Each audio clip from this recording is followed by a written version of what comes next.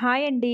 ఈరోజు వీడియోలో ఫైబర్ అధికంగా కలిగి ఉండే బీన్స్ క్యారెట్‌తో చాలా టేస్టీగా చేసుకునే క్యారెట్ బీన్స్ ఫ్రైని ఎలా చేయవచ్చునో ఈ వీడియోలో చూసేద్దాం.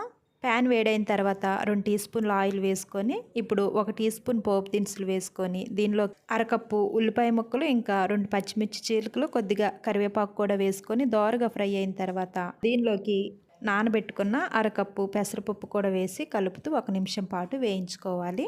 ఇప్పుడు దీనిలోకి సన్నగా కట్ చేసుకున్న పావు కిలో బీన్స్ ఇంకా పావు కిలో క్యారెట్ కూడా వేసుకొని కలుపుతూ ఆయిల్లో 2 నిమిషాల పాటు ఫ్రై చేసుకోవాలి. ఇలా వేయించుకున్న తర్వాత వీటిపై మూత పెట్టుకొని 5 నిమిషాల పాటు మగ్గించుకోవాలి. చూశారు కదా, ముక్కలు ఇలా మెత్తగా మగ్గిన తర్వాత 1 టీ స్పూన్ సాల్ట్ ఇంకా పావు టీ స్పూన్ పసుపు, దీనిలోకి అర టీ స్పూన్ వేయించిన ధనియాల జీలకర్ర పొడి కూడా వేసుకొని అంతా ఒకసారి బాగా కలుపుకొని ఇప్పుడు చివరిగా 1 టీ స్పూన్ అవిసెగింజల కారపొడి కూడా వేసుకొని అంతా కలిసేలా 1 నిమిషం పాటు వేయించుకోవాలి. ఫ్రై కూరల్లో ఎప్పుడైనా సరే అవిసెగింజల కారపొడి వేయటం వల్ల ఫ్రై చాలా రుచిగా ఉంటుంది, ఆరోగ్యానికి కూడా చాలా మంచిది.